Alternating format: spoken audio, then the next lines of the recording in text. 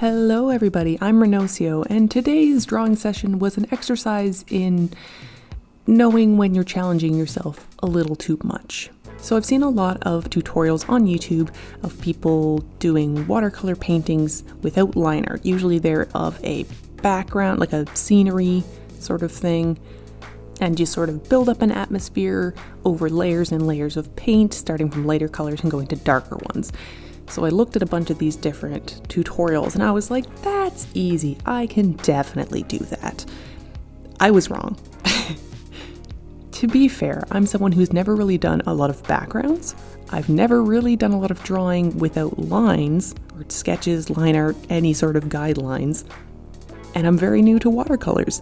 So this was sort of a triple whammy of things I don't know how to do, which I've discovered is kind of not the best way to go about it. It's great to challenge yourself with art, but you also have to know what sort of challenges you can handle all at once.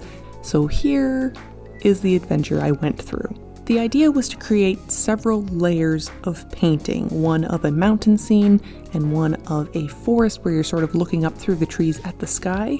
The mountains kind of got really blotchy for me. I think I was using too much water on the earlier layers, and then with the forest scene I basically went from going, this is a light ceiling and lots of darker leaves, to being like, no wait, what if it was nighttime? You kind of have to commit to what you're doing with watercolors. You have to have a little bit of a plan ahead of time, and I'm really bad at that. I kind of just improv what I'm doing most of the time. So I did get the general shape of the forest leaves working in my favor the farther I got along with the layers, but the lower layers were still too faint and I wasn't happy with them, and I couldn't really rebuild them. Likewise with the mountains, I found a lot of the edges came out kind of blotchy or too faint, and I tried to darken them up and it would just kind of make everything worse. You know when you're coloring something or drawing something and you hit that point where you're like, if I do this, I'm probably gonna mess it up. And then you do the thing, and then it does mess it up, and you're like, ooh. Normally I'm really good at working with the mistakes that I've made, but I don't really know how to work with watercolor, and I couldn't really figure out a way to salvage this. Once I'd put this sort of dark purpley color on the forest scene, it really just made everything super messy looking. It just wasn't working for me. And I was like, okay, I still want to draw. I still want to try some kind of challenge today. I don't want this to be the only thing I've done. So I turned the paper over and I started again. I also went and got myself some apple crisp because I was frustrated, and sometimes you just gotta treat yourself. Maybe you're not supposed to draw on the back of watercolor paper if you've already drawn on it, but like, we're here for saving paper and it's sketching for funsies. It's a learning experience, guys. We're gonna take this one day at a time. So remember what I was saying about only challenging yourself a little bit at a go so it doesn't become too frustrating? This time around, I decided what I wanted was some lines. So I did a little bit of a sketch with some watercolor pencil. It actually didn't work on one chunk of the paper because the paper was still wet and I was impatient, but whatever. So I did up a sketch, and then I looked over at my palette and I'm like, hey, I still got a lot of blues mixed up that I could use. So ba-da-bo-dee-da-bo-die, it's time to make a monochrome drawing in blues. I was still feeling pretty grumpy about the initial drawings not having worked out, because with waiting between layers drying, it had taken me a good chunk of the day. So I drew a person who was also kind of disappointed and kind of blah feeling.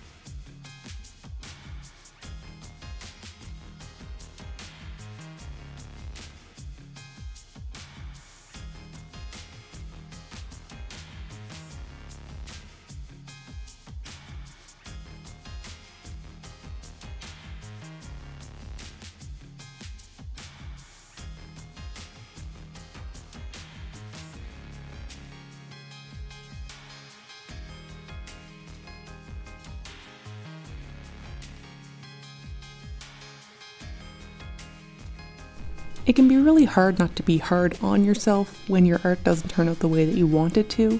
I know a lot of people who get super dejected when they can't draw what they're imagining, or when they try to draw something and then it turns out in their eyes like crap. I'm firmly of the mindset that there's no such thing as bad art. As long as you're playing around, you're practicing, you're relaxing your mind, you're getting your body used to making things, there's not really a downside to that. For example, for all this hassle that these drawings gave me, there's always the satisfaction of pulling the tape off. God, I love doing that.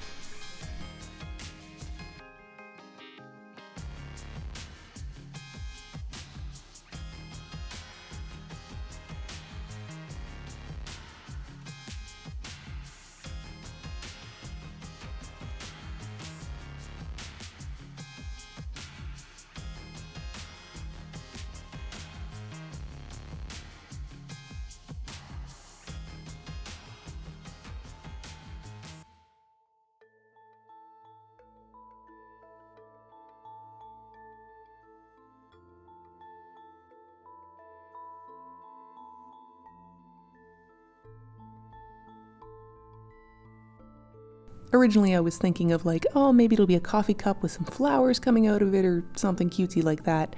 But the blues were kind of leaning into the darker scale, and I was like, okay, what if we go with something a little sad or moody? But then as it turned out, I decided, what if her coffee was an eldritch monster thing? So now the coffee's alive. Or the tar that was coffee? I don't know if I'd still call it coffee if I couldn't drink it. I don't know if you should be drinking wiggly arm noodle coffee. Anyway, I actually didn't end up using any ink for this drawing. I just used some really undiluted black watercolor to do any of the lines that I wanted to do, any of the emphasis. And I also have always wanted to try doing that like speckly thing you can do with paint where you put it on the end of a brush and then you like flick it all over the place. So I decided I would give this character some kind of starry looking hair.